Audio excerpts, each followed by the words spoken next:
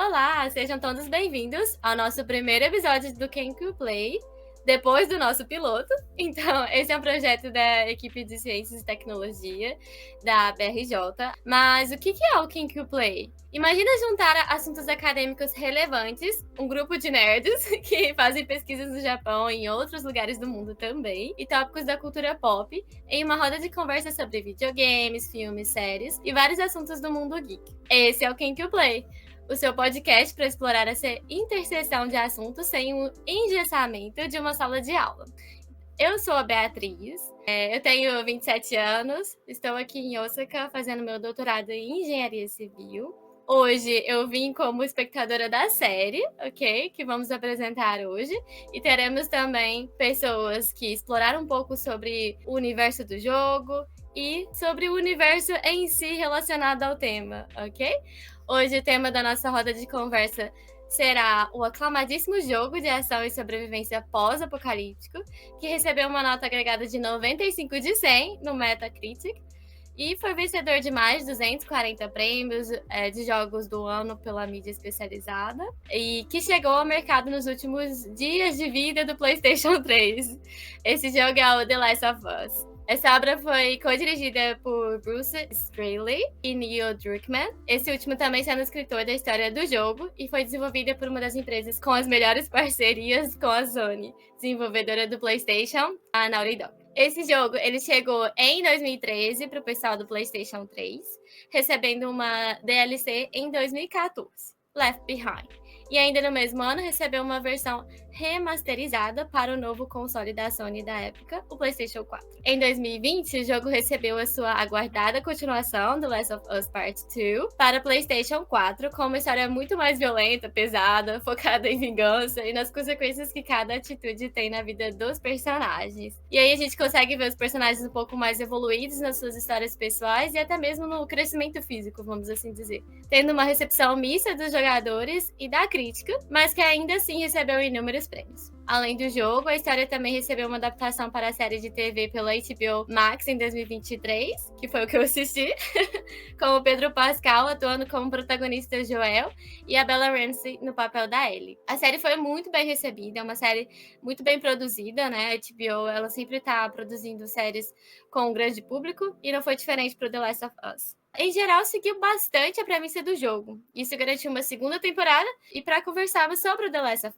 Us, temos hoje a presença de alguns membros da nossa associação, que são gamers, já jogaram os dois jogos e que trabalham com um grupo de seres vivos que são o foco da história, os fungos. Então, eles vão trazer para a gente um pouquinho dessa ideia, né, do que serão os fungos no futuro, o que são agora, como eles podem nos atacar, ou será que isso é possível ou não? Então, sejam bem-vindos, Jefferson, Hudson. O Jefferson, ele é bacharel e licenciado em Ciências Biológicas pela Universidade Federal do Rio Grande do Norte, a UFRN, com mestrado em Sistemática e Evolução pela mesma universidade. E atualmente está finalizando o doutorado em Sistemática e Evolução. Durante o doutorado, ele fez um estágio sanduíche no Tsukuba Botanical Garden e desenvolve pesquisas com taxonomia, sistemática, evolução e biogeografia de fungos, com ênfase em fungos ninho de pássaro do gênero Cyathus. Falei certo? Espero que sim. Seja muito bem-vindo. Obrigada Obrigado. pela presença.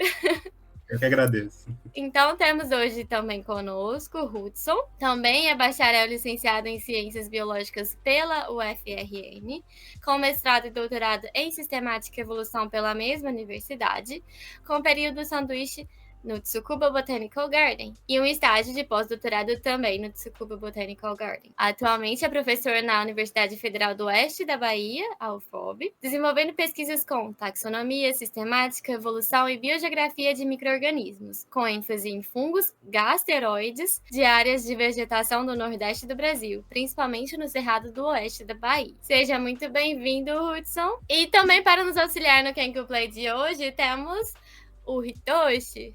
E aí, pessoal, eu sou o Hitoshi Takinami, sou formado em Engenharia Elétrica no Mackenzie de São Paulo. Também sou formado em mestrado na área de Engenharia Elétrica, na levitação magnética, na Universidade de Kansai.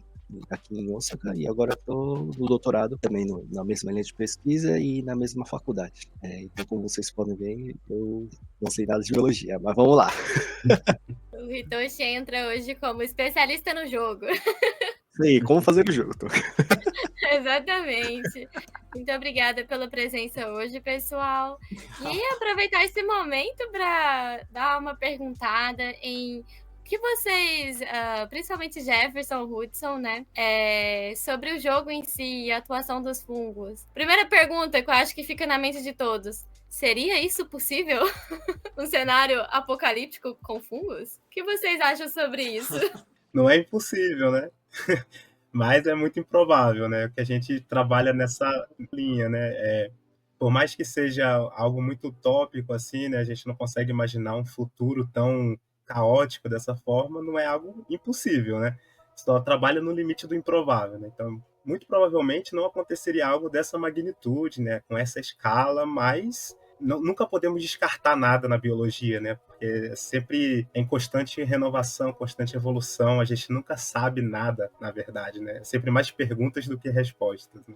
Certo, E eu queria até complementar essa informação de Jefferson, né? Porque, tipo, se a gente for imaginar esse grupo de fungos que a gente vai falar especificamente hoje, né? O Cordyceps do jogo, que é o Ophiocordyceps na vida real, ele evoluiu até recentemente, se a gente for considerar, porque o Ophiocordyceps ele surge depois do período que cai o asteroide que mata os dinossauros. Então, se caiu o asteroide há 65 milhões de anos, o Ophiocordyceps surgiu há 45, ele é mais recente.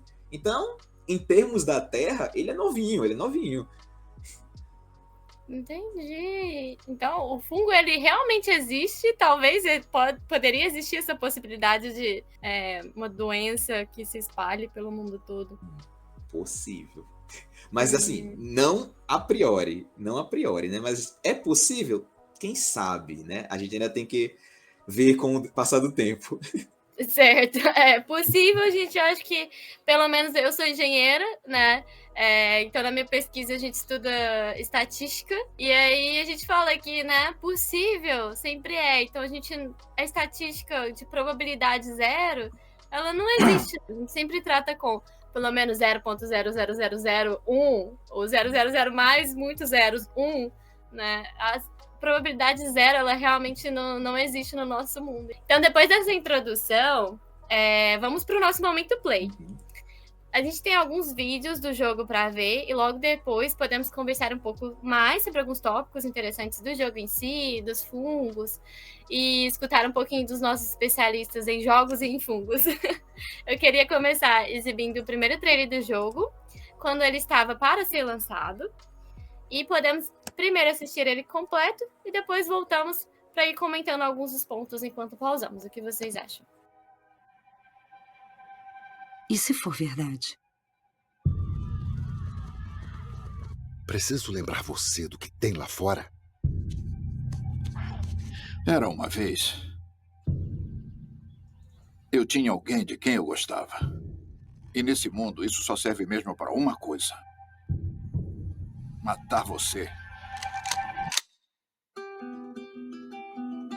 Preciso tirar alguma coisa da cidade. Ela é só uma carga, Joel. Só quero uns equipamentos simples, o suficiente para ir embora. Acho que tem a ver com aquela garota. Tem tudo a ver com aquela garotinha. Não pode ser muito pior que aqui. Pode? Somos uns ferrados, Joel. Faz tempo que é assim. Não, somos sobreviventes. É a nossa chance. Acabou, Tess! Do que você tem medo? Esse assunto é muito delicado. O que a gente vai fazer? Faça os tiros valerem a pena.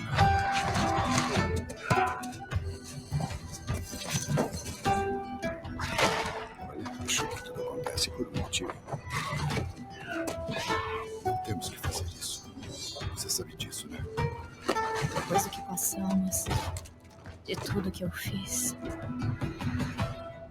não pode ser em vão.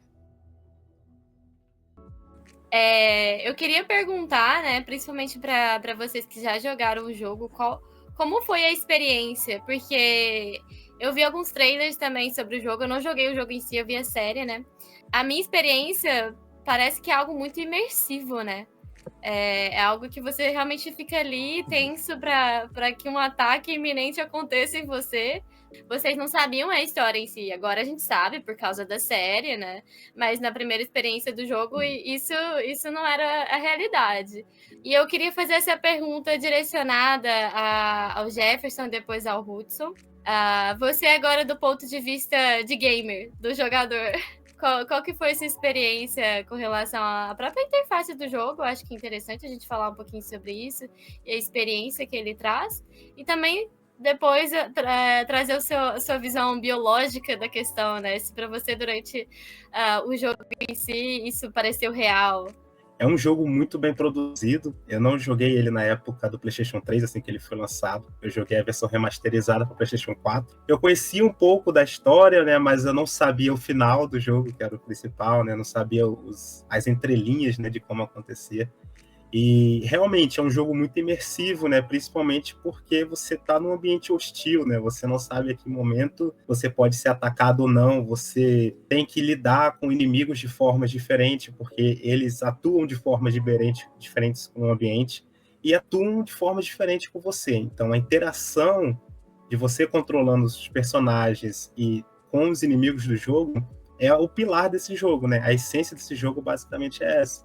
Porque você pode muito bem jogar de uma forma, digamos, mais ousada, mais agressiva, né, indo direto para os inimigos, indo direto para o ataque, ou você pode jogar uma forma mais segura, né, tentando não fazer barulho nos ambientes, porque tem inimigos que são atraídos pelo barulho, e o jogo te dá diversas ferramentas para você trabalhar com isso, né, então você tem coisas para distrair os inimigos, você pode jogar uma garrafa, você pode jogar uma pedra, e além disso tudo, né, falando sobre o background da história, né, é uma história muito complexa, né, tem vários dilemas éticos ao redor do jogo, né, do decorrer da história. Você vai aprendendo a gostar muito dos personagens, né? Você entende a necessidade do que está acontecendo. Para quem jogou na época, acredito eu, assim que lançou, foi uma experiência única, porque a gente não tinha tantos jogos assim, né, com essa premissa, né? E mesmo depois de tantos anos, você jogar esse jogo hoje, né, mesmo você sabendo da história, ainda assim é muito inovador. Principalmente, por exemplo, eu já tinha jogado vários jogos nesse estilo, algo parecido com isso, mas para mim foi muito diferente, né?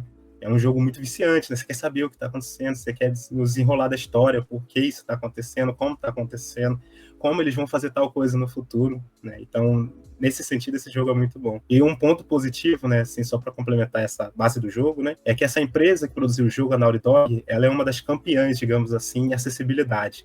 Então, esse jogo ele é muito acessível para pessoas que tenham qualquer tipo de disfunção. Então, por exemplo, pessoas que têm daltonia, existe uma opção lá que você consegue ativar no jogo que muda a coloração do jogo. E em outros aspectos também, né? Eles sempre vão aprimorando. Então, esse é um ponto muito positivo também para esse jogo. Ele é bem acessível para diversos públicos, sabe? E falando mais assim sobre um ponto de vista biológico, né? Só para não fugir, não entrar em pontos que a gente vai falar mais na frente, esse jogo é muito bem feito porque muitas coisas que são abordadas no jogo fazem sentido.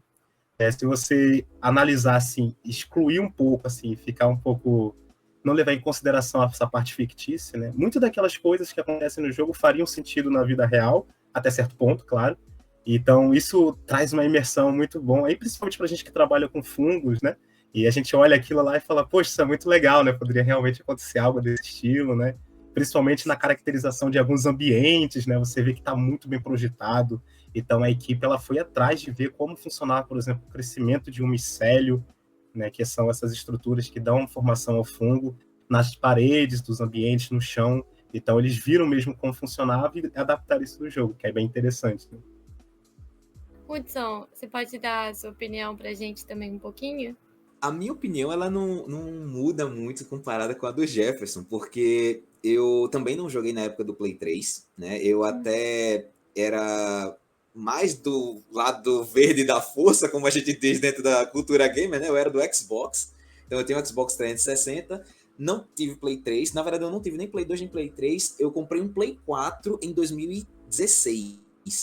Aí quando eu comprei o Play 4 em 2016, eu comprei a versão remasterizada exatamente também como o Jefferson fez, né? Então eu peguei o Play 4, comprei a versão remasterizada numa promoção absurda das americanas, tipo R$19,90, nunca apareceu de novo uma promoção como essa. Encontrei o jogo lá, comprei, levei para casa e fui jogando, assim, quase que religiosamente. Enquanto eu tava lá curtindo a história, eu fui seguindo e tudo mais. E tem momentos que o Jefferson falou um pouco sobre a parte mais psicológica. Tem momentos que o jogo ele faz você chorar. A série tem até umas cenas que você acaba sentindo bastante, mas no jogo, por você estar vivendo, você está controlando o Joel, você é o personagem que está andando e fazendo as atitudes. Quando acontece uma coisa muito pesada, foi você que fez.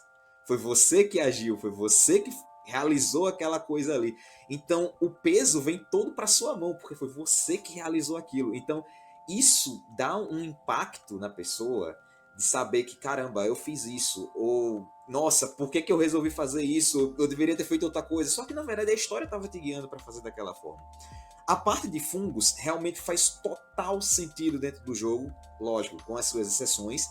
E tem até um comentário que eu queria fazer a respeito da série. A série ficou realmente muito boa, mas tem um ponto muito específico da série que eles mudaram em comparação com o jogo, que no jogo faz sentido mais próximo da vida real do que acontece com o Cordyceps, que é o modo de contaminação, do que o que acontece na série. Na série, eles têm o esporo também como um ponto principal de contaminação, mas o micélio ele também age muito mais forte. O contato com o micélio, isso foi bem legal da série, né? Você, quando o personagem ele entra em contato com o micélio, que movimenta todos os zumbis que estão ali, eles sentem aquele micélio, eles começam a atacar pro lugar que o micélio foi atacado. Então, isso foi muito legal na série. No jogo, você não tem isso. No jogo, a gente tem as dúvidas de esporo e os zumbis eles atacam meio que individualmente, né? Então, tem as áreas que eles estão controlando, tem as áreas que eles vivem ali, mas o ponto principal do jogo é os esporos. São os esporos que vão contaminar exatamente como acontece na vida real. São os esporos que atacam a formiga ou outros artrópodes, e é isso que vai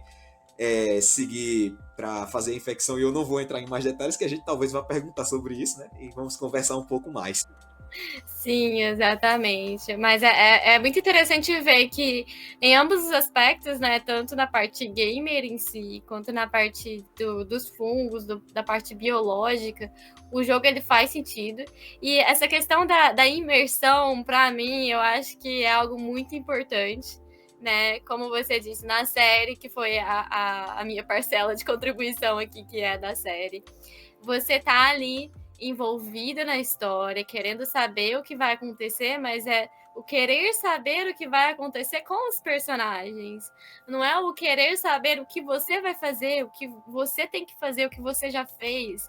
Correr atrás daquela responsabilidade de estar por trás de... por exemplo, né, no jogo, matar pessoas que estão infectadas, porque se você não fizer isso, pode infectar quem você está protegendo ou você mesmo. Então, essa, para mim, é uma experiência muito interessante, que eu vejo que faz diferença mesmo na hora de contar a história, de vivenciar aquilo, é muito legal. Queria trazer aqui um pouquinho da discussão sobre como seria a origem da infecção do Cordyceps na história, e talvez a gente poderia ver um vídeo contando mais um pouquinho sobre isso.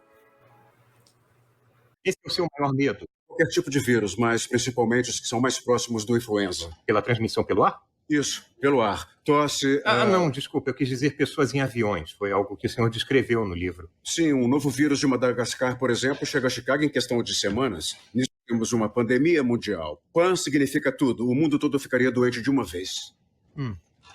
E, Dr. Newman, o senhor também é epidemiologista. Imagino que a chance de uma pandemia viral também tire o seu sono. Não. Não? Não. Tá bom, acabou a entrevista. Não, a humanidade vive em guerra contra os vírus desde o começo. Às vezes, milhões de pessoas morrem, como em guerras de verdade, mas no final, nós sempre ganhamos. Tá, mas só para esclarecer, o senhor acha que micro-organismos são uma ameaça? Claro, seria pavoroso. Bactérias? Não. O senhor gosta de falar não? Sim. Nem bactérias, nem vírus, então... Fungos. Essa reação é muito comum. Fungos parecem inofensivos, mas muitas espécies vão discordar porque tem muitos fungos que não tentam te matar, mas te controlar. Uma pergunta. De onde vem o seu LSD? De onde é que vem o seu? Vem de ergo, um fungo. E psilocibina, que também é fungo. Os vírus nos deixam doentes, mas os fungos conseguem dominar mentes. Existe um fungo que infecta insetos, contamina formigas, por exemplo, viaja pela corrente circulatória até o cérebro, enche o órgão de alucinógenos, fazendo com que a mente da formiga faça sua vontade. O fungo começa a controlar a formiga, dizer aonde ir, o que fazer, como um artista controlando a marionete. E fica pior. O fungo precisa se alimentar. Então começa a devorar o hospedeiro por dentro, substituindo a pele da formiga pela própria. Mas ele não deixa a vítima morrer, não. Ele mantém a marionete viva, impedindo a decomposição. Como? De onde vem a sua penicilina? Fungos. Dr. Schoenheis está incomodado? Essa infecção por fungos é possível, mas não em humanos.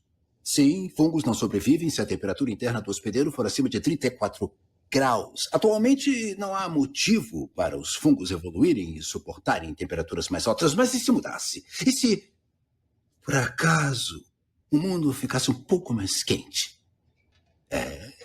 Isso é um motivo para evoluir. Se um gene evolui e um ascomiceto, a cândida, o ergot, cordyceps, aspergillus, qualquer um pode adquirir a capacidade de penetrar no nosso cérebro e assumir o controle não de milhões de nós, mas de bilhões de nós. Bilhões de marionetes, mentes envenenadas, transfixados em um único objetivo comum: espalhar a infecção para todos os humanos que estiverem vivos da maneira que for necessária. E não existe tratamento, nem preventivo, não há cura, não existe, não é possível nem desenvolver. E se acontecer? Nós perdemos. Nós voltamos já. Interessante. Eu queria fazer 2 perguntas aqui. É interessante a gente comentar 2 fatores relacionados a esse vídeo. Primeiro, vocês poderiam trazer para nós alguns exemplos de doença que temos atualmente nos seres humanos que são causadas por fungos? Hudson, primeiramente, para invertermos a ordem. Ó, vamos lá. Uma muito comum, essa aí, que normalmente a gente atribui ela a uma doença que seria exclusivamente feminina, mas ela não é uma doença feminina, ela é uma doença que acontece em qualquer pessoa que tenha sistema urinário. Candidíase. A candidíase é uma doença fúngica, a Candida albicans é um fungo que ele normalmente já está no trato urinário, né, de qualquer pessoa, ele cresce normalmente, só que quando tem uma alta umidade, que é isso que faz justamente um fungo se proliferar, né, alta umidade e calor, né, então até no vídeo ele fala um pouco sobre o calor, que poderia impactar na possibilidade de um fungo causar essa infecção no humano. No caso da Cândida, a alta umidade com a temperatura faz com que esse fungo cresça em excesso, então a candidíase, ela é uma doença que é causada por um fungo que já está naturalmente no nosso corpo, mas que pode crescer em grande quantidade. Uma outra doença causada por fungo que é extremamente comum, né, geralmente, principalmente para o pessoal do Brasil que vai à manicure e que a manicure, por sinal, não faz alguma higienização correta, né, aqueles fungozinhos que crescem em unha, né, a onicomicose, que é fungo de unha. A onicomicose é uma doença causada por fungo, né, então... E sim, 2 exemplos simples de doenças comuns. Se a gente quiser colocar doenças um pouco mais pesadas, tem, por exemplo, uma chamada de mucormicose, que é uma doença fúngica causada por um fungo que não é do mesmo grupo dos cordyceps, né? Ele é de um outro grupo, e ele ataca principalmente a região do olho. Quem é o mucor? O mucor mais comum que a gente conhece é o fungo que degrada o pão. Quando você tem um pão sendo degradado, que ele está sendo mofado ali, e ele fica com umas manchinhas pretas, geralmente é o mucor. Se a pessoa tiver uma baixa imunidade e entrar em contato com um mucor, e, sei lá, tocou no fungo, tocou no olho, com baixa imunidade, tá? Você pode adquirir mucormicose. Pessoas podem ficar cegas com mucormicose. Então, doenças fúngicas podem existir dessa maneira. Tem outras, bem piores até, mas, assim, esses exemplos acho que são interessantes. Eu tô muito impressionada. Não vou tocar no pão com mofo, meu Deus. Daqui a pouco tá ficando cega, nem sei porquê. Uma informação muito importante. Muito obrigada. Utilidade pública. Então, chocada neste momento. Jefferson, você quer dar sua contribuição com relação a alguma doença que você conhece ou que é mais popular relacionada aos fungos em si? Essas que o Hudson falou, elas já são as mais populares, assim, né? É claro que tem doenças muito piores, assim, né? Por exemplo, a gente tem a meningite fúngica, né? Ela também mas normalmente essas doenças fúngicas, elas ocorrem quando o indivíduo está com uma imunidade muito baixa, né? E crescem diversos micro-organismos no corpo, né? Mas os fungos, eles sempre estão lá também. E é muito difícil fazer um combate a uma infecção fúngica, né? Até no próprio vídeo ele fala sobre isso.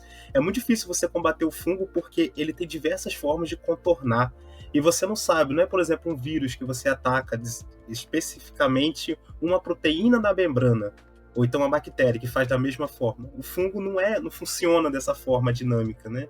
Então, como que você inibe o crescimento desse organismo? Normalmente, quando uma pessoa está com uma imunidade muito baixa, a gente fortalece o sistema imunológico e o sistema imunológico combate, né, aquela infecção. Nosso sistema imunológico, ele já tem todo o aparato necessário, né, para que a gente não desenvolva condições piores de infecções fúngicas, né.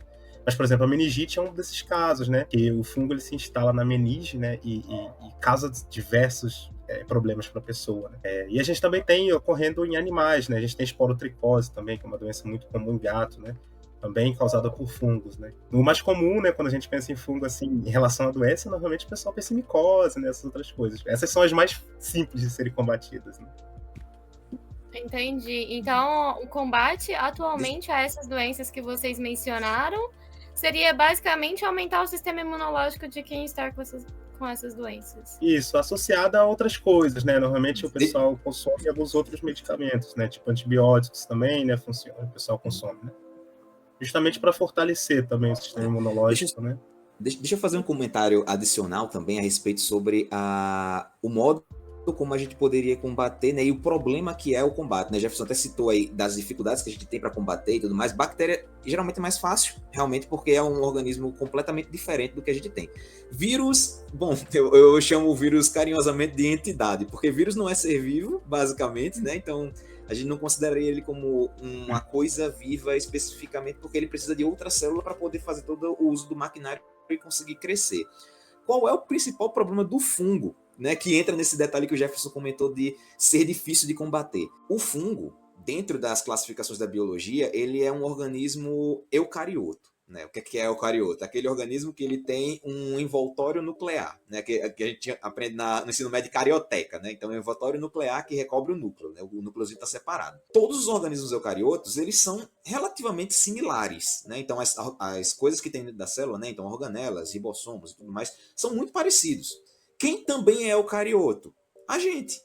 Então, se eu usar um medicamento que iria atacar uma célula fúngica, que é uma célula eucariota, ele também vai me atacar. Então, é muito mais fácil eu produzir um medicamento que ele ataque, por exemplo, coisas muito específicas do fungo, tipo a parede da célula do fungo, que tem exclusivamente quitina, né, que é uma estrutura específica do fungo. Se eu tiver um medicamento que ataque quitina, ok. Não tenho um medicamento para atacar quitina, vai atacar qualquer outra coisa da célula, vai ter um efeito em mim. Então, fazer um medicamento para um eucarioto, como nossa célula vai dar um efeito negativo também para a gente. Então, alguns medicamentos eles vão ser um pouco mais pesados para o nosso corpo. Então, tratar fungo é muito mais difícil. Tratar bactéria, que é completamente diferente da gente, beleza, a gente usa medicamento aí à vontade. Entendi. Faz sentido. Eu acho que o terceiro ponto, né? Que o meu primeiro ponto era sobre as doenças atualmente desconhecidas de fungos. Outro era como realizar a medicação disso, que já foi abordado. E o meu terceiro ponto sobre o vídeo que a gente acabou de ver, que durante essa entrevista, eles comentam sobre uma infecção que ocorre por fungos em formigas, né? Como que isso acontece? Vocês podem explicar um pouquinho mais sobre isso especificamente? Porque do jeito que foi descrito, parece que é algo tipo zumbi da formiga ou algo assim, né? Eu tenho um vídeo aqui, que ele é um vídeo da BBC, deixa eu até abrir aqui para mostrar para vocês. Ele mostra bem como é que funciona. Ele tem um áudio próprio, eu vou deixar ele sem áudio, porque eu vou explicando mais ou menos a ideia, tá? Então, quando está acontecendo a situação da infecção, os esporos eles estão voando pelo ar, né? Então, uma hora ou outra, eles vão acabar entrando em contato com um artrópode. Essa formiga que ela está aparecendo no vídeo, você está notando que ela está meio estranha, ela não está seguindo as outras formigas. Esse esporo, ele quando se liga na porção externa da formiga, né, que é esse exoesqueleto, ele começa a germinar, forma a estrutura do micélio, né, que o Jefferson já até explicou que é a estrutura de composição do fungo, né, as células básicas dele é a hifa e o conjunto de hifas é o micélio.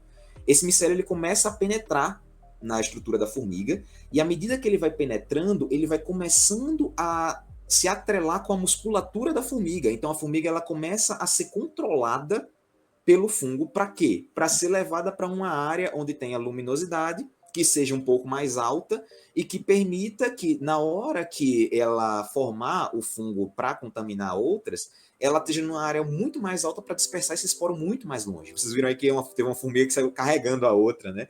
E essa formiga aí dessa parte do vídeo vai crescendo uma coisinha na cabeça dela. Essa coisinha que está crescendo na cabeça é justamente o Cordyceps. É o fungo que causa essa zumbificação, né? O único detalhe legal também que acontece aqui, né, que isso é um diferencial da série e um diferencial do jogo. O Cordyceps no jogo, ele ataca o cérebro, né? Na vida real, até na série lá o cara falou que ele chega a atacar o cérebro, controla totalmente a formiga e tal.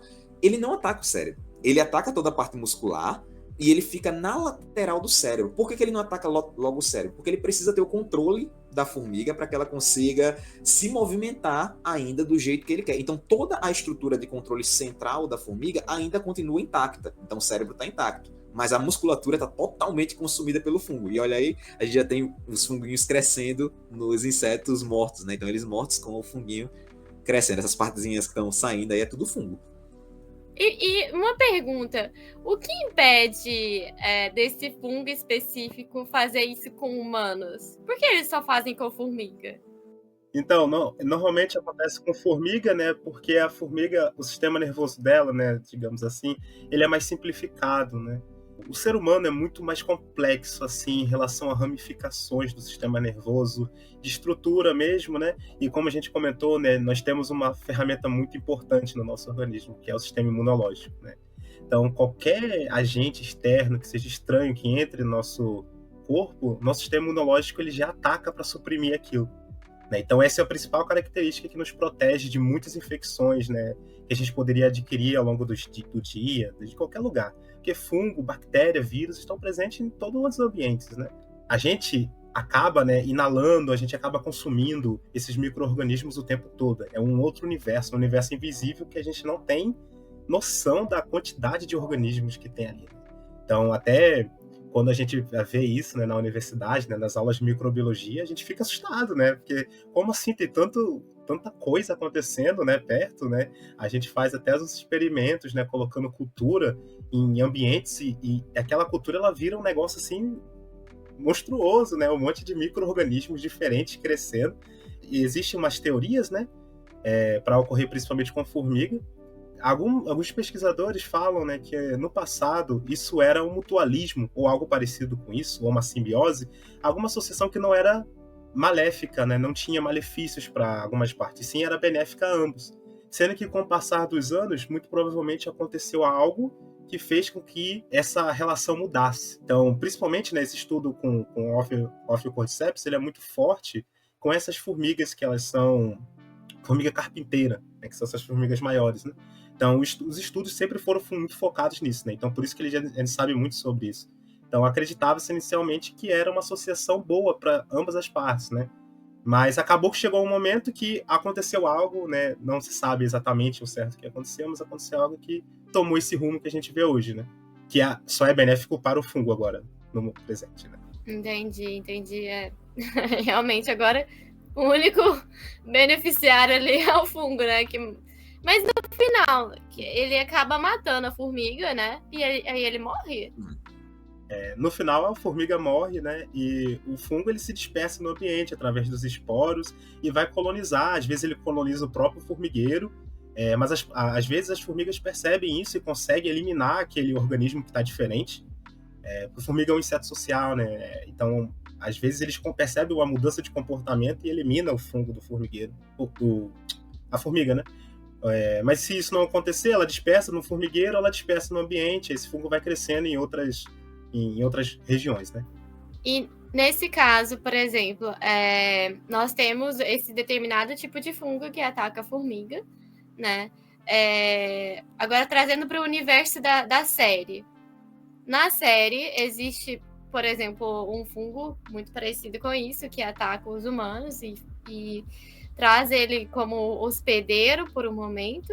E como que na série, ou no caso do jogo, isso aconteceria?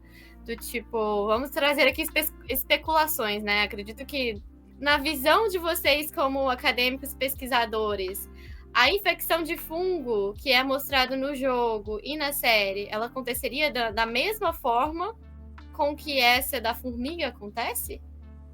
Atacando o sistema nervoso e controlando como se fosse uma marionete? Provavelmente, se ele sofresse uma mutação e fosse atacar o corpo humano, aconteceria algo muito parecido com a ideia do jogo. Pensando na formiga, o que acontece com a formiga, né? Ela é contaminada, ele controla a musculatura, ela sai daquela região e vai fazer a dispersão do esporo. O que acontece no jogo, o que acontece na série? A pessoa é contaminada, ela geralmente sai daquela área de convívio social ali da cidade e vai para um lugar um pouco mais escuro, áreas fechadas, com muito mais umidade, lugares específicos do fungo. Então, a ideia no jogo e na série, elas lembram bastante o que aconteceria se fosse na vida real, caso fosse um humano no lugar do fungo. Até estava lembrando agora de um detalhezinho, né, quando o Jefferson comentou a respeito da possibilidade do que poderia acontecer e por que a gente não tem essa infecção com humanos, e a explicação que é dada na série a respeito da temperatura e que com o aquecimento global provavelmente isso poderia sofrer mutação. Sim, isso poderia acontecer. Lembrando que, como eu falei, né, o fungo ele tem aí 45 milhões de anos aproximadamente, então ele é um fungo recente. Com o aquecimento global, pode ser que ele se adapte, que ele se mute e passe de hospedeiro? Poderia. Ele nunca atacou nenhum organismo que não seja assim, artrópode, né? Ele tem uma espécie nova agora, que o Jefferson até viu um artigo, acho que o Jefferson vai falar um pouquinho depois dela, que ataca aranha, né? Então é um outro tipo de artrópode. Essa que a gente tá falando mais, ela ataca ali grilo, gafanhoto, formigas, né? Então é um grupo de espécies. Apesar de a gente chamar de Ophiocordyceps unilateralis, ele é um conjunto de mais de 35 espécies, né? A gente chama isso de complexo de espécies. Ela não é só uma, são várias espécies que são muito parecidas entre si. Então, nunca ela saiu do grupo dos insetos. Pode ser que ela pule para mamífero? Pode. Se ela chegar a mamífero, ela vai tentar seguir o mesmo caminho evolutivo inicial que ela usava em inseto. Então, chegaria o esporo, infectaria, controlaria músculo, talvez não atacaria o cérebro, até que chegasse um certo momento que a pessoa fosse morrer. Aí, quando a pessoa fosse morrer, talvez ele atacasse o cérebro e dispersasse o esporo todo de uma vez. Isso pode entrar também nos tipos de zumbis do jogo. Quando o esporo entra, né? Já pegando a ideia do jogo e da série. O esporo entrou, infectou uma pessoa. Poucos minutos ali, até alguns dias, a pessoa entrou em contato com aquilo. Vira a primeira fase dos zumbis, né? Que são os corredores. Né? Corredor, basicamente, ele ainda é meio humano. O corpo dele consegue ter velocidade alta, muito provavelmente pela adaptação da mutação do fungo, né? E ele já começa a atacar ali em grupos, por conta que o fungo, teoricamente, estaria atacando em grupo. É um pouquinho diferente do que acontece na vida real, que a formiga ela fica meio isolada, né? Aqui ele ataca em grupo. A segunda etapa, que é o espreitador, né, que até aparece pouco no jogo, ele é bem mais raro de acontecer, mas é a segunda etapa, ele vai ali até quase 1 ano de infecção, né? O espreitador, ele já começa a ir mais para o ambiente escuro. Então ele já fica ali escondidinho, ataca só quando a presa passa perto. Tem uns casos bem interessantes no segundo jogo, que ele fica escondido na parede, e um monte de fungo crescendo na parede, né? Aí você vai chegando perto dele, ele do nada sai e te ataca. Então, tipo assim, o espreitador ele é muito complicado. Mas, mesma ideia do fungo. Se esconde ali e fica esperando. Aí tem o instalador. O instalador, a Beatriz e o Hitoshi devem conhecer da série, já que vocês assistiram a série, é o que mais aparece, aquele que tem a cabeça toda aberta e tal. Aquele ali é o instalador. Terceiro estágio ali, após 1 ano, um pouco menos de 10 anos, ele já tá na forma de instalador. comeu toda a região da cabeça. Aí já muda um pouquinho do que aconteceria na vida real, né? Na vida real, a gente não tem o ataque ao cérebro. No caso do instalador, ele já estaria atacando o cérebro, né? Então, ele já não consegue controlar mais nada, ali é só o fungo dando conta, né? Quando vai para as formas finais, né? Então, o Byaku, que na série aparece se eu não me engano, saindo do buraco, um grandão, gigantão, né? Então, aquele Byaku que sai do buraco, né? Ele, que é o nome dele no jogo, né? Byaku. Ele só aparece depois de mais de 10 anos, né, de infecção. Bem mais lento, bem mais forte, o fungo já está cobrindo praticamente todo o corpo e ele usa partes do corpo para jogar, que é o próprio fungo, né? Então ele pega o fungo aqui e vai jogando para dispersar esporo. Então ele mesmo já consegue fazer isso. É como se o fungo realmente tivesse entrado no cérebro e começasse a controlar ele inteiramente. No segundo jogo tem um tal de trôpego, que é uma variação do Byaku, né? Que é basicamente o Byaku, só que o Byaku em ambiente úmido. E tem a última forma, que seria o Rei dos Ratos, também só aparece no segundo jogo. Vai aparecer na segunda temporada da série. Quando ele aparecer, o que é o Rei dos Ratos? Basicamente uma junção de um monte de formas diferentes, né? Então, tem corredor, instalador, espreitador, tudo misturado numa forma única, né? Esse seria o Rei dos Ratos. É o mais complexo de todos os tipos de infectado que teria no jogo. Então, a priori, parece o que é na vida real, né? Até chegar ali nos instaladores, quando ele ataca o cérebro, é pronto. Aí já vira só a ideia do jogo. Obrigada, Hudson, pela informação. É muito interessante como que esse ataque dos fungos acontece de forma explicativa, acadêmica, dentro do universo da série e do jogo também. E como isso influenciaria nos tipos de zumbi se a gente tivesse um na vida real. E os estágios de evolução, na verdade, pelo que eu entendi, esses estágios de evolução, eles já acontecem, né, dentro do universo das formigas, dos artrópodes, mas nesse caso seria trazendo para o contexto humano, correto? Mais ou menos, né? Na verdade, seria só o modo como ele estaria infectando em certas partes, né? Então, começar primeiro só na musculatura, aí move para onde ele quiser e, por fim, no caso do artrópode, mataria. No caso do jogo, né, com o humano, ele atacaria o cérebro. Entendi. Sim, teria uma fase adicional, né? Uma fase a mais ali. Isso. Uhum. Então, assim... Pode. É uma dúvida que surgiu. A gente falou, assim, bastante de formas que infectam seres humanos, outros seres também, mas fungo, assim, cogumelo também é um fungo, né? E principalmente, assim, na cultura japonesa, a gente come bastante shiitake, essas coisas assim, né? Então, assim, qual que é a diferença nos fungos ou no ser vivo de se ela vai ou não infectar, né, o ser vivo? Esses fungos que são comestíveis, foram muitos anos de estudo e de conhecimento tradicional que está associado, né? Então, já populações mais antigas, né, sempre consumiam muitos cogumelos, né, como forma de proteína. Então, os pesquisadores pensaram exatamente isso, eu imagino, né, lá no passado, meio remoto, assim, porque existem organismos que trazem doenças e organismos que não trazem, a gente pode consumir, se eles fazem parte, né, se eles são similares, né. Existem várias coisas que influenciam, mas principalmente fatores químicos, né. Muitos esporos, eles não são nocivos para o ser humano, né. Na cultura japonesa, né, nós consumimos muito shimeji, shiitake, e são fungos, né, são cogumelos que eles têm uma alta carga proteica também, e a gente consegue quebrar todas aquelas proteínas, todos aqueles aminoácidos, toda aquela estrutura que está presente, né, naquele corpo de frutificação, no cogumelo. Então, nosso organismo absorve aquilo e consegue separar, né, dentro da cadeia bioquímica, né, metabólica, consegue absorver ali as proteínas, o que tem de gordura, o que tem de carboidrato, a gente consegue fazer essa separação. Eles não são fungos parasitas, né? Então, por isso que eles não causam nenhuma ação contrária no nosso organismo. Esses fungos que a gente comentou um pouco, né? Por exemplo, o Ophiocordyceps, ou então esses fungos que causam doenças em seres humanos, eles são fungos parasitas. O crescimento deles no nosso corpo, ele vai procurando brechas e se instalando, né? E normalmente eles tendem a ser muito resistentes. Às vezes eles conseguem passar por esse trato digestivo nosso e conseguem crescer. Já os fungos que são comestíveis, não. A gente consegue absorver eles normalmente. Interessante. Basicamente se a gente consegue ou não, digamos assim, processar esses fungos, né? Isso. E também se tem a característica parasita ou não, né? É só um comentário também. Esses dias eu vi também uma técnica, acho que é japonesa, de conservação de carne, né? Que ele tá com um monte de fungo ali. Aí fica tudo peludo, assim, você fica até meio assim de negócio. Mas ele corta assim, aí tira. Tem uma parte ali que tira, né? Com fungos, não sei o quê. E faz um prato normal, assim, até acho que o assistente, não sei como, assim, faz, nossa, não parece que tava, assim, preservado, né? Parece que é fresco, né? Sim, sim. A gente faz isso muito com queijo, né? A gente consome É queijo verdade. gofado, Uhum. né? E é muito saboroso, né, também. Aham, é verdade, o gorgonzola, né? Adoro queijo gorgonzola, gente. O melhor que tem.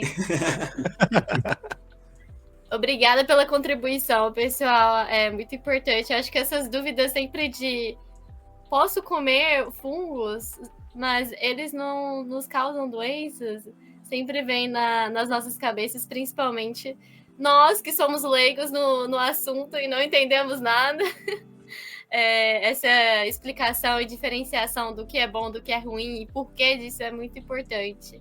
Agora, entrando um pouquinho dentro da trama em si, a gente tem a questão da nossa protagonista sendo como uma cura para os fungos e a infecção nos humanos. E vem uma questão muito ética relacionada a isso, né?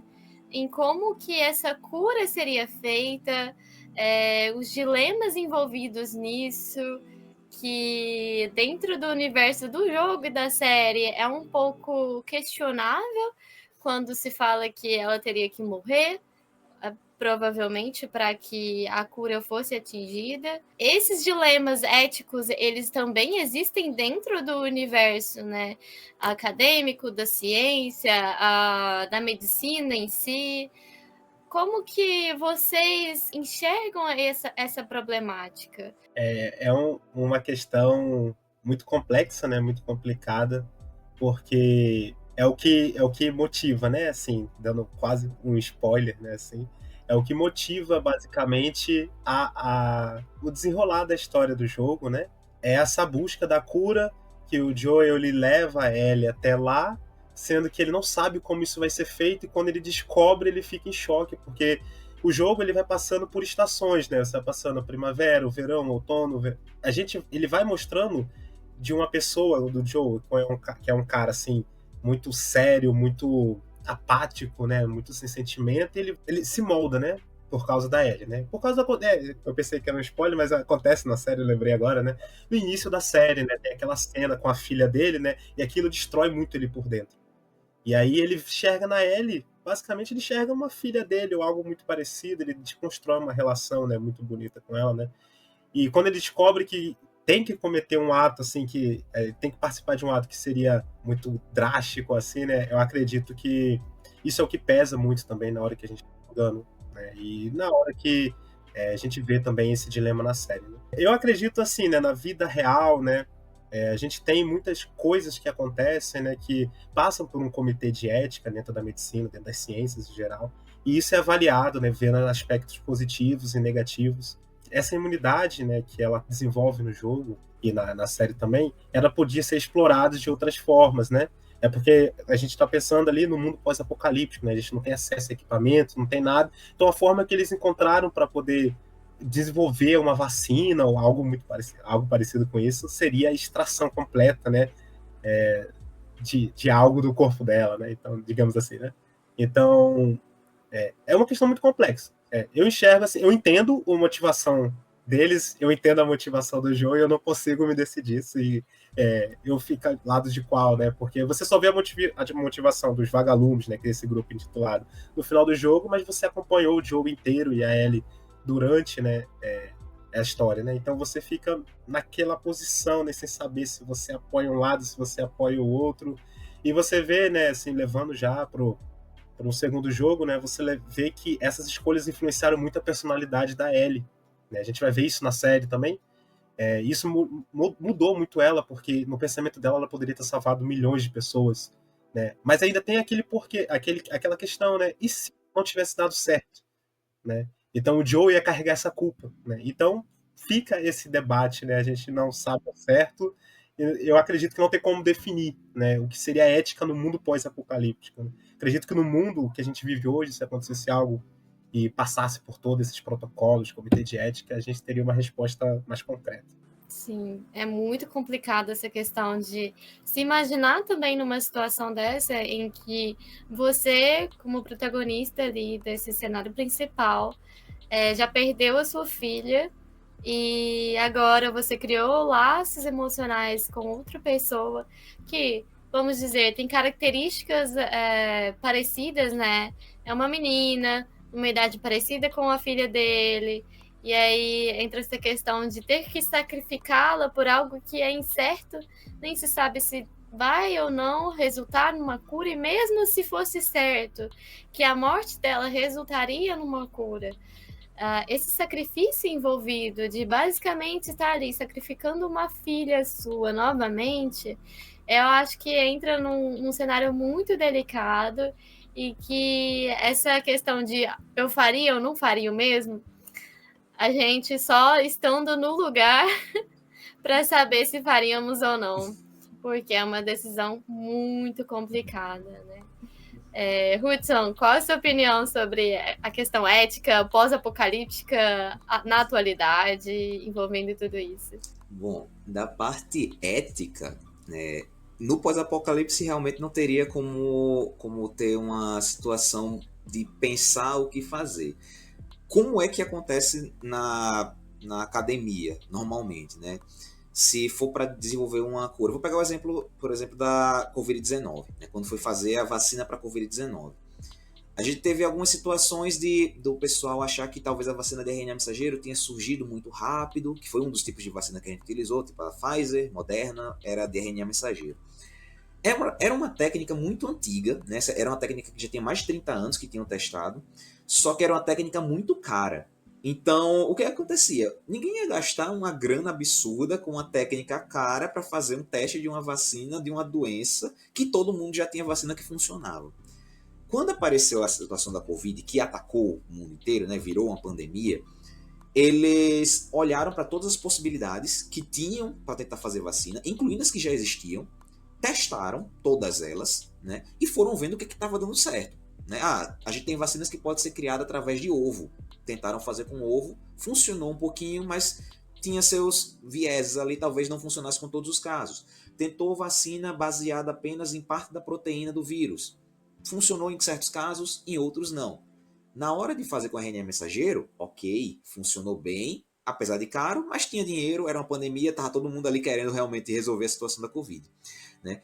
Mas eu acho que o pessoal que for assistir, eles devem lembrar que teve aquele lance de a vacina está na primeira fase, na segunda fase de testes, terceira fase de testes. Isso é o padrão que a gente tem dentro da pesquisa científica na parte ética. Né? Primeiro tem uma fase de testes em laboratório, deu certo em laboratório, sabe qual é a dosagem, entende mais ou menos qual é a dosagem que funcionaria para conseguir controlar aquele vírus. Parte para a segunda fase de teste, que seria o quê? Testar com animais. Então, geralmente pega um animal que é parecido com o humano, então ratinho, alguns peixes específicos, tipo zebrafish, né, que eles têm similaridades com o humano, dá para fazer teste com ele também. Então faz os testes com esses animais, vê qual é a dosagem que funciona e, baseado no que aquele animal a gente compara com o que seria no humano. Aí faz o ajuste da dosagem. Terceira fase, fazer o teste diretamente com o humano. Com quem? Com um grupo pequeno. Então, pega um grupo pequeno, algumas pessoas, a gente faz isso, chama de o controle e o grupo que está recebendo tratamento. Né? Então, o controle não recebe basicamente nenhum tipo de medicamento, não recebe a vacina, e o tratamento é aqueles que recebem. E faz o comparativo. Dos que receberam a vacina, quantos conseguiram se curar, e dos que receberam o controle, se teve cura ou não. Né? Se a gente tiver maior cura nos que estavam com a vacina e nos sem vacina não teve cura, beleza, a vacina está funcionando. Passa para o teste em maior pessoas. Aí distribui para a população. No jogo poderia ter sido feito isso? Talvez. Eu tenho um viés pessoal que eu creio que os vagalumes, eles pularam etapas. Eles queriam realmente resolver toda a situação. A pandemia já tinha estourado há quase 20 anos no jogo. Né? Então, tipo, quando começa a história do jogo, depois que a morte da Sarah, que é a filha do Joel, acontece no início do jogo, passa quase 20 anos. O Joel já tá mais velho, tá bem mais maduro, por isso que ele tá bem mais sério, né? Então, já fazia 20 anos que tava com a pandemia, o pessoal já tava, assim, muito aperreado, queria resolver logo, queria dar um jeito. Encontram a Ellie, que seria a única pessoa do planeta que é imune ao fungo. Não tem mais ninguém no planeta inteiro. O que é que eles vão fazer? Não, vamos tentar a todo custo extrair esse fungo do único lugar que ele está crescendo, que no jogo é onde? No cérebro. Uhum. Então, na cabeça deles, eles iriam pegar a Ellie, matar ela, né, para tirar o cérebro e do cérebro extrair alguma coisa para poder fazer o tratamento do fungo das outras pessoas. Poderia ter sido feito como? Imagino eu, se fosse uma outra situação, mas lógico que isso aí eles não iam fazer porque a ideia do jogo é deixar mais emotivo, né? Eles poderiam ter pego, por exemplo, o sangue da Ellie, feito testes, entender mais ou menos como é que estava funcionando, fazer testes em alguns poucos animais, tentar em outras situações, ver dosagens, entender como é que estavam as coisas ali, mas não, eles queriam realmente a velocidade, porque a situação já fazia 20 anos, eles tinham que resolver de alguma forma, né? Então, a ética poderia ter funcionado? Poderia, mas numa situação pós-apocalíptica, que está todo mundo morrendo praticamente, e se não tiver aquela cura, não tem mais nenhuma, acho que foi o único caminho que eles tinham realmente. E, bom, eu faria que nem o Joel. Eu acabaria salvando a Ellie, ia levar ela embora e bom, descubram outra pessoa que está curada aí sozinha e tentem fazer a cura de outra forma. Mas eu tentaria salvar a Ellie. Mas nessa questão ética, até onde eu me lembro, eles tinham tentado, vamos dizer assim, no início, seguir um pouco, mesmo no cenário apocalíptico, seguir um pouco dessa questão ética, que eles tinham um laboratório dentro da universidade, né, em que eles estavam realizando testes, e era primeiramente onde o Joe e a Ellie estavam indo. E até tinham macacos, né, que acabaram sendo infectados, para poder trazer essa questão dos testes de vacina, tentar trazer uma solução. Mas foi isso que você falou. Acho que acredito que chegou no momento em que eles falaram, olha, não dá mais, a gente já tentou seguir a ética aqui, seguir os procedimentos de testes em animais e não tá dando certo, vamos ter que apelar para a ignorância aqui. Fazer alguma coisa que aconteça.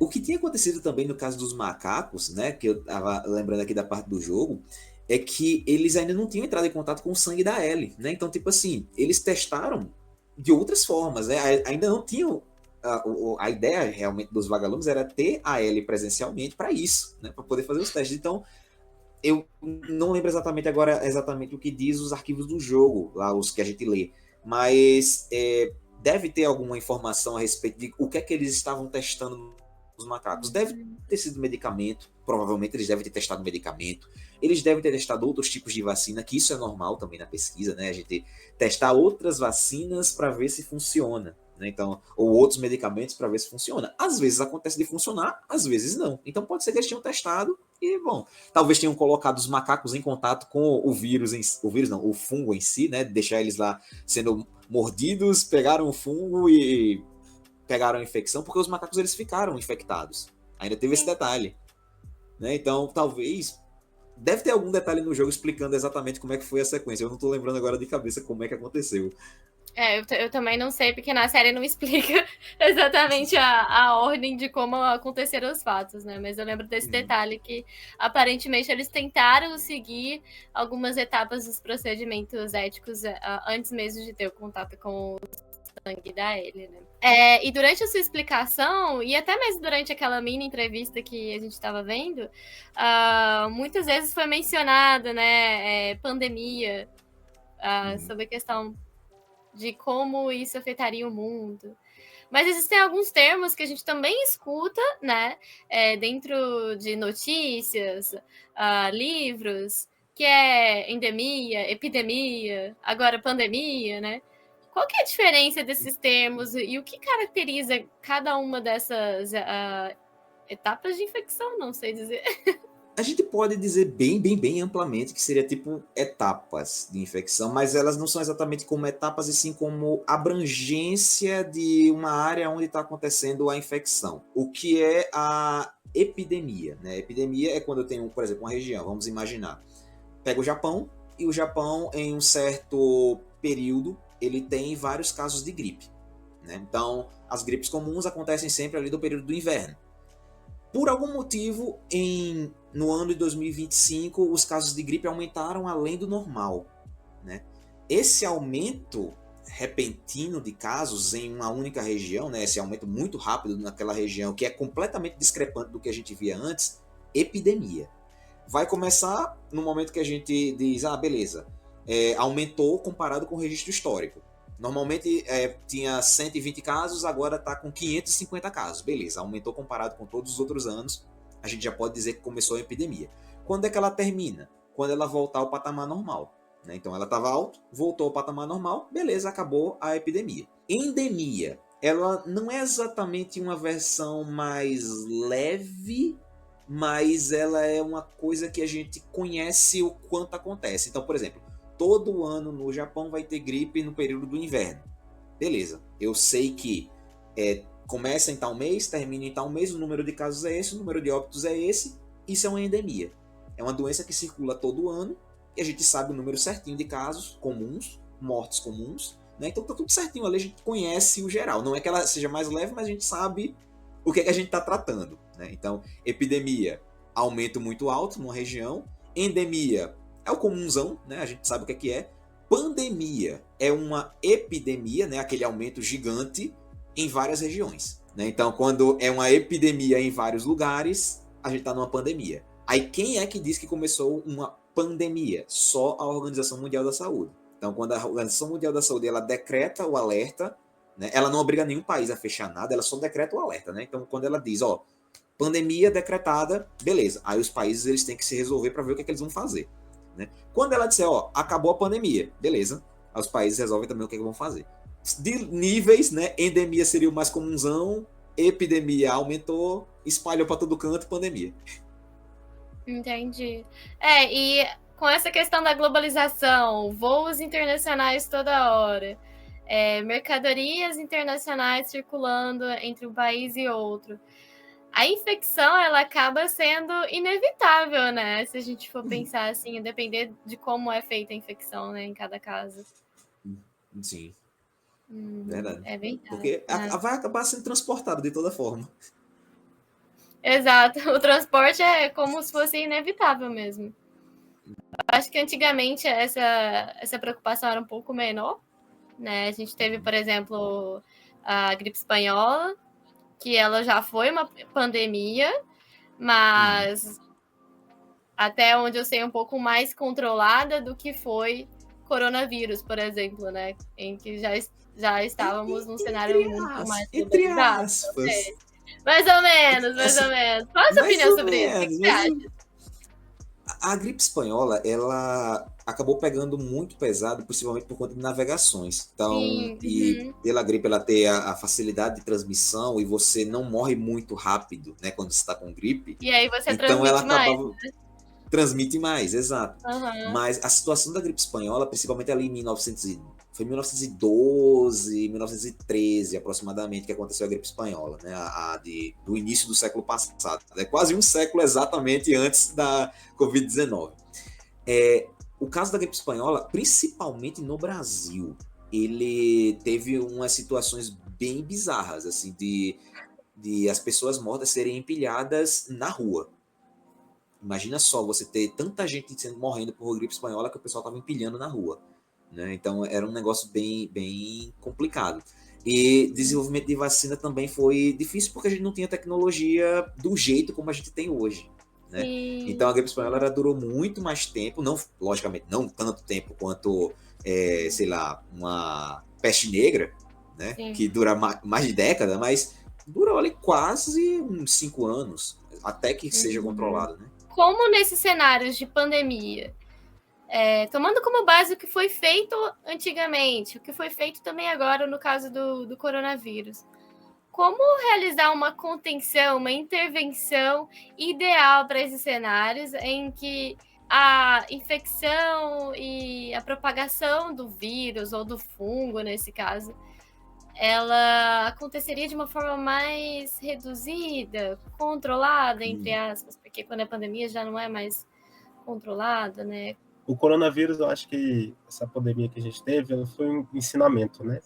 Porque muitos países não tinham estratégias de contenção de algo de grande escala, né? Então, quando surge um vírus que é extremamente adaptativo, né, extremamente agressivo e facilmente transmitido, como que você contém algo que você não vê?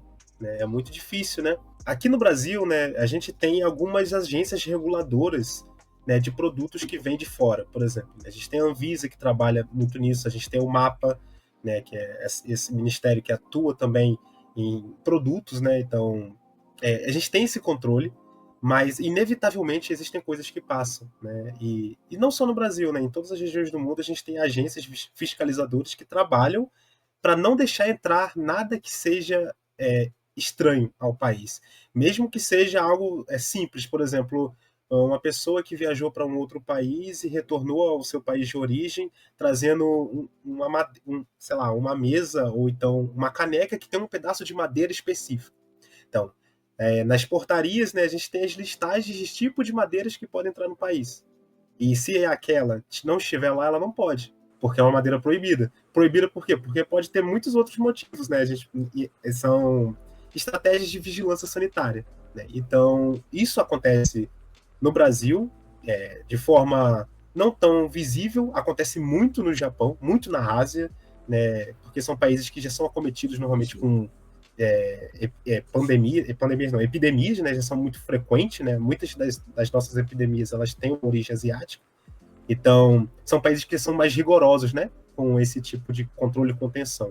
Então, tomando como exemplo, né, nesses últimos anos, né, a gente viu que países como China, países como Japão, já são mais bem adaptados, já bem preparados para isso, as pessoas seguem um protocolo, né, de desinfecção de alimentos, desinfecção das mãos, uso de equipamento de proteção individual. Então, são essas coisas que nós utilizamos, né, para poder frear esse contágio, né? Em outros países, isso não acontece da mesma forma por causa de políticas públicas mesmo, né? É o que mais influencia, no final das contas. E também por falta de informação, né? Às vezes, muitas informações são passadas de forma errônea e as pessoas, elas acabam não se atentando a isso, né, acaba não seguindo esses protocolos, né. Eu consigo me lembrar aqui, né, de outra coisa fictícia, né, tem um filme chamado Contágio, que é exatamente isso, né. Tem muitos filmes que falam sobre isso, né, mas o filme Contágio, ele trata muito disso, né, eles fecham uma cidade inteira achando que o vírus não vai sair daquele ambiente, mas o vírus sai, né, você não tem como controlar. Então, basicamente é isso, né, não tem como a gente fechar o vírus, ou a bactéria, ou nesse caso o fungo, né, em uma região específica, mas tem como a gente usar estratégias para impedir a disseminação dele, né? Então, acho que é isso que as políticas públicas, a Organização Mundial da Saúde, eles trabalham para fazer isso, né? Para conter o vírus em regiões específicas, para aquilo ali, depois de um determinado tempo, não passe para outras pessoas e não aumente, né, aquela proporção do contágio que tinha anteriormente. Sim. Fica a dica, o filme Contágio, muito bom, gente.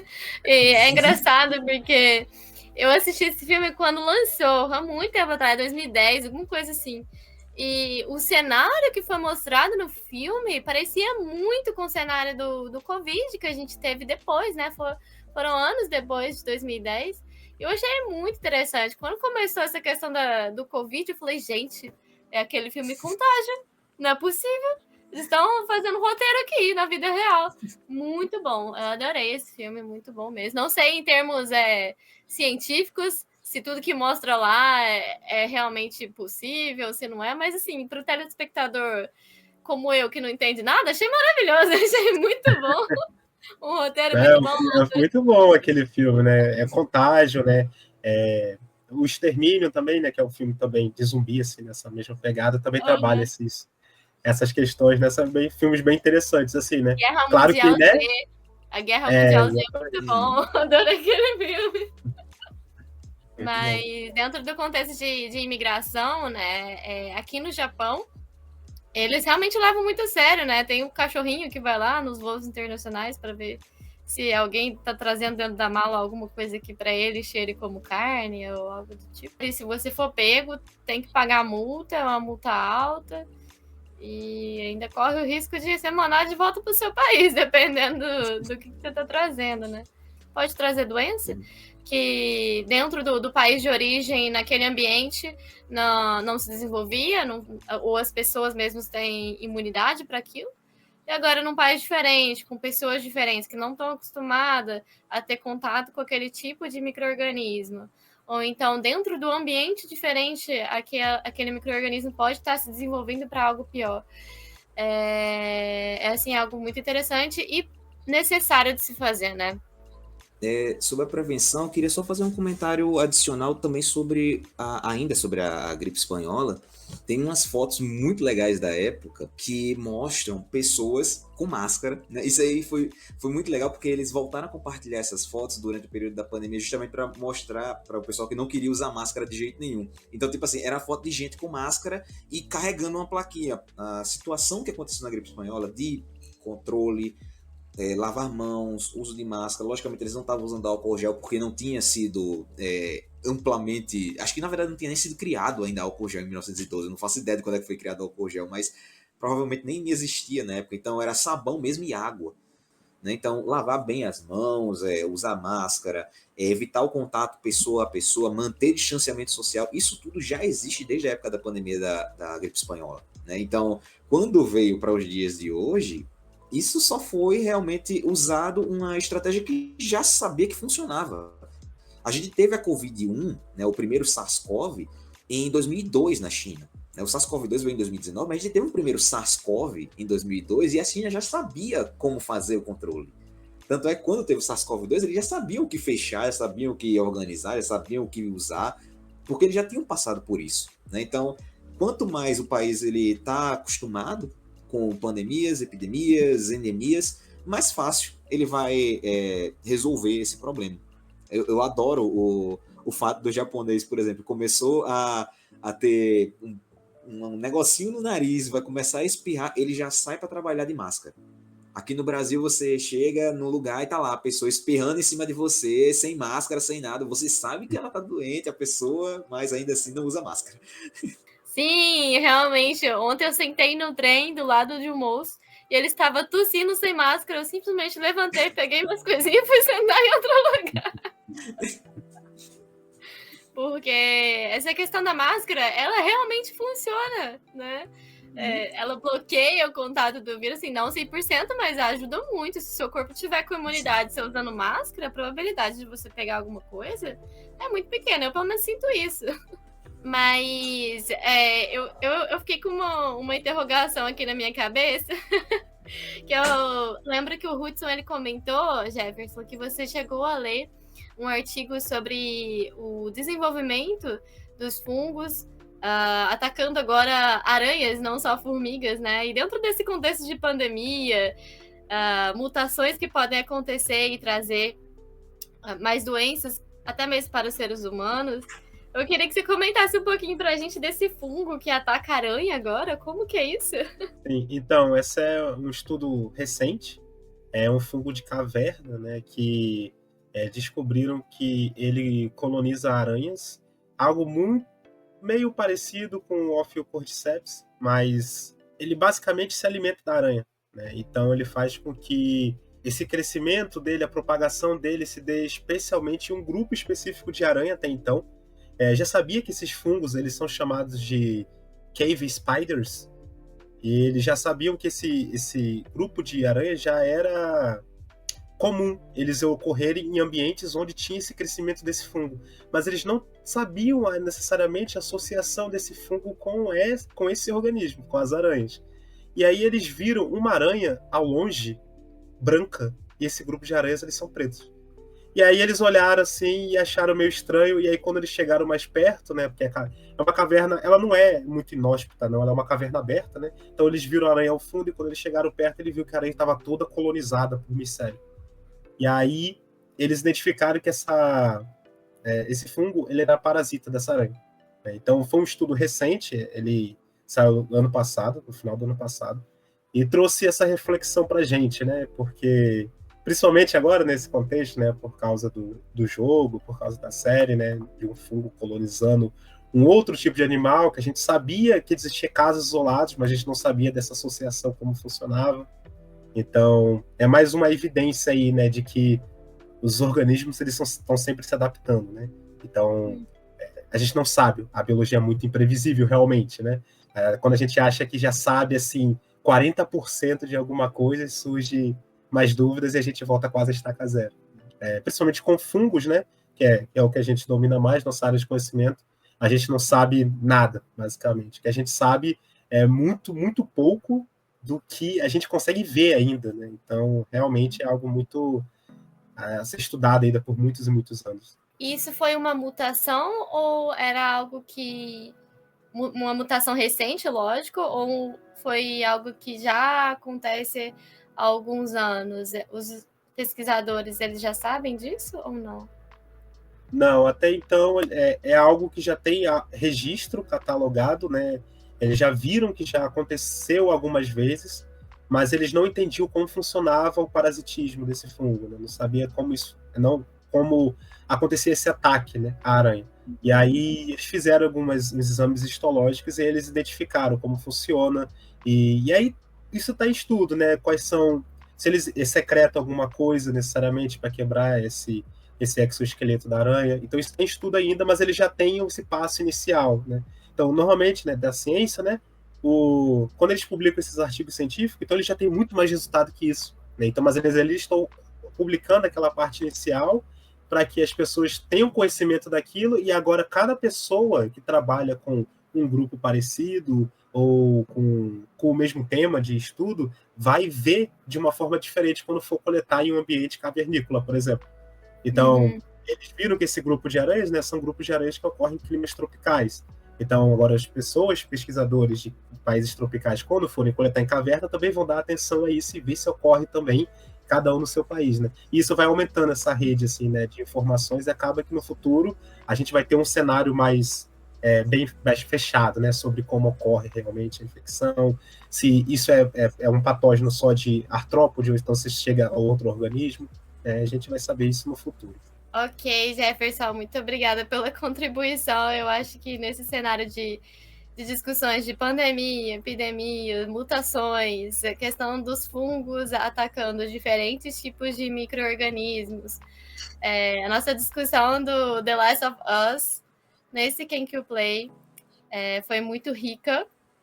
E se ninguém mais tiver nenhuma pergunta ou contribuição para fazer, nós gostaríamos de finalizar por aqui. E eu queria ouvir de cada um dos pesquisadores aqui suas considerações e reflexões sobre a experiência que tiveram com o jogo, para a pesquisa de vocês, e a importância dessa obra para a propagação de assuntos científicos. Como que vocês podem trazer essa reflexão final para nós? Eu acho importantíssimo eles terem, primeiro, mudado a vertente de jogos ou de mídias que envolvem zumbis para trabalhar com fungo, porque a gente sempre tinha aquele costume, né? Ou era um zumbi causado por vírus, né? Principalmente por conta de Resident Evil, né? Então, sempre ali, vírus, aí tinha filmes sempre com vírus. Eu ainda tô para ver filme de zumbi que seja por bactéria. Eu acho que eu ainda não vi nenhum que tenha. Talvez tenha, e seja um filme B, bem desconhecido, mas assim, nunca vi. Mas foi legal ter trazido essa vertente muito mais voltada para fungos, porque eu gosto de usar muito o exemplo do The Last of Us quando eu estou dando as minhas aulas, principalmente por conta que eu pego a disciplina de fungos ali no segundo período com os meninos da graduação, né? Então, são jovens, estão jogando videogame, em geral já viram a série, então quando eles começam a entender, beleza, é o fungo do jogo, isso existe. E antes deles, um pouquinho antes de mostrar o The Last of Us, né, que a gente fala deles em Ascomicota, um pouquinho antes, eu falo de várias outras doenças. Então, quando chega no The Last of Us, eles já ficam, eita, vai ter zumbi, a gente vai virar zumbi, vai todo mundo morrer. Aí quando eu digo, não, calma, isso não vai acontecer na vida real, pelo menos não por enquanto. Aí eles começam a se interessar muito mais. Então, eu acho que um jogo trazer um conteúdo que ele é didaticamente interessante para trabalhar com estudantes, ele torna o estudo também muito legal, né? Então a pessoa se empolga de estudar uma coisa que tem aquele conteúdo, né? Então, na parte de acadêmica, né, de ensino, eu teria mais esse comentário. Na parte pessoal, bom, eu sou viciadão em jogo, né? Então, The Last of Us, na verdade, para mim, é uma das maiores obras-primas da Naughty Dog. Não sei exatamente o que é que vai vir do próximo jogo deles, né, que eles vão lançar para PlayStation 5, mas provavelmente vai ser um jogo bom pra caramba também, porque eles estão sempre produzindo coisas melhores. Então, em termos de jogo, é um jogaço. Recomendo que quem nunca jogou, é o caso da Beatriz e do Heitor, se tiverem a oportunidade, por favor, joguem, mesmo já tendo assistido a série. A experiência é completamente diferente. Eu com certeza vou jogar. Já tô aqui pesquisando como jogar The Last of Us. Tem a versão Com de PC, certeza. tem a versão de PC. Vou com certeza procurar aqui como jogar. Jefferson, você quer dar as suas considerações finais?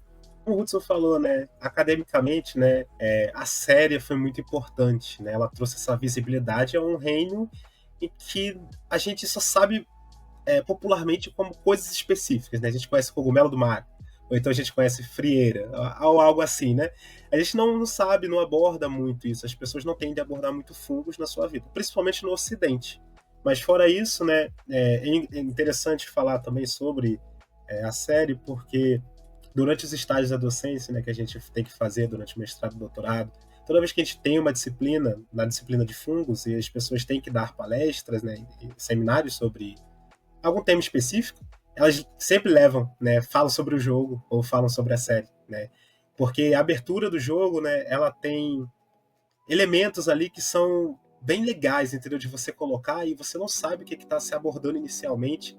E algumas imagens conceituais do jogo também, elas são interessantes para você falar de coisas específicas.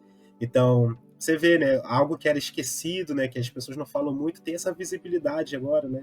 E pra gente que trabalha com fungos, né, os micologistas aí perdidos no mundo, né, é algo muito importante, né? Porque a gente sempre tenta trabalhar com essa parte de conscientização, falar sobre a importância dos fungos, tratar sobre fungos em políticas públicas de conservação, que até pouco tempo atrás eles não eram inseridos. E até uma coisa importante, né, aconteceu hoje, né, os fungos foram colocados em um decreto presidencial, né, sobre conservação. A gente não tinha o nome fungos lá, no caso funga, né, que é o termo que foi proposto. A gente não tinha. Então hoje, né, foi publicado, né, então tem o nome lá funga agora. Então existimos, né, dentro na legislação. Né? Então isso é importante, né?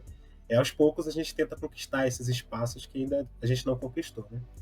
E assim, para finalizar, né, sobre minha experiência pessoal, né, o Hudson comentou comigo há muito tempo atrás, né, ele falou que tinha esse jogo, aí eu falei, pô, um jogo legal, né, mas eu não tinha um PlayStation 4 na época, aí eu comprei o PlayStation, foi um dos primeiros jogos que eu comprei, né, e assim, né, busquei logo platinar ele, porque eu e o Hudson a gente faz isso, né, ele fica buscando 100% dos jogos, né, e foi a primeira coisa que eu fiz, né? Eu fui lá jogando desesperadamente, né? Tentando terminar o jogo. Foi muito importante o jogo, assim, para buscar muitas referências, realmente. A gente tem muitas referências no jogo e você vê que, como eu falei no início, né? Foi algo muito bem produzido. Então, pra gente, né, que trabalha com isso, foi muito importante. Eu vejo, né, o empenho da equipe, né, de produção para trazer algo mais próximo do real, né? Então, acredito que foi muito importante o jogo e principalmente a série, né? Trouxe essa visibilidade, tem esquecida, e que foi importante para as pessoas que não conheciam mais desse universo, né, poderem adentrar mais e poderem explorar, né, o universo dos fungos. Que bacana. E é interessante, né? O pessoal da produção do jogo deve ter trabalhado bastante, estudado bastante, contratado especialistas na área, para que pudesse criar realmente um jogo que fosse, vamos dizer, entre aspas, factível e tivesse sentido, né? Não é algo assim totalmente imaginário, né? Eu queria pedir agora as contribuições finais do Hitoshi como telespectador da série. Acho que realmente é muito interessante mesmo, né? Usar, como o Hudson também já falou, quando você fala zumbi é sempre vírus, né? Ou um ET, não sei o quê. Então usar o fungo como uma forma de zumbificação, acho que é muito interessante, né? Também agora ver se eu consigo jogar, né? Pra ter uma perspectiva diferente da série com jogos, né? Porque é sempre aquilo, né? É igual ao Peronomútil, né? É sempre quando lançam, seja filme, livro, assim, né? É igual, mas não é, né? Então, mas uma forma legal também de certa forma, de divulgação científica, né? Mostrar como é que os fungos funcionam, como é que supostamente poderia ter uma contaminação, né, em humanos. Acho que fica de uma forma muito mais palpável, né, do que ter aquele artigo ali, fica lendo com vários termos técnicos, né. Então essa forma de transformar uma série em jogo, assim, eu acho que é uma forma muito legal mesmo de divulgar ciência. Traz isso pro dia a dia e também para pessoas que não são da área, né? Eu acredito que muitas pessoas que jogaram o jogo, assistiram a série, não são parte desse mundo acadêmico dos fungos e tiveram talvez interesse de ir lá pesquisar um pouquinho mais sobre. Será que é possível ter um apocalipse zumbi devido a fungos? Tenho certeza que todo mundo pesquisou isso na internet. É legal estar pensando agora também. É legal que teve uma geração que aprendeu inglês com jogos, né? Porque só tinha jogo em inglês, então pessoal. Agora a geração do pessoal que vai aprender ciência com jogos, né? Exatamente. Verdade. Esse vai ser só o primeiro. Verdade. Com isso, finalizamos o nosso Can You Play sobre a série e jogo The Last of Us. E eu gostaria novamente de agradecer a presença dos nossos pesquisadores convidados. A contribuição que vocês fizeram aqui foi essencial para o entendimento do contexto do jogo. E aprendemos também um pouquinho sobre fungos, como eles podem causar doenças, quais são as atuações deles atualmente, como isso acontece, questão de pandemia, epidemia, os controles que podem ser feitos, controles de doenças existentes atualmente. Então, aprendemos muito. Agradeço novamente a presença de todos e aqueles também que estão assistindo. Muito obrigada e nos vemos no próximo Can You Play. Yeah. Tchau, pessoal. Tchau.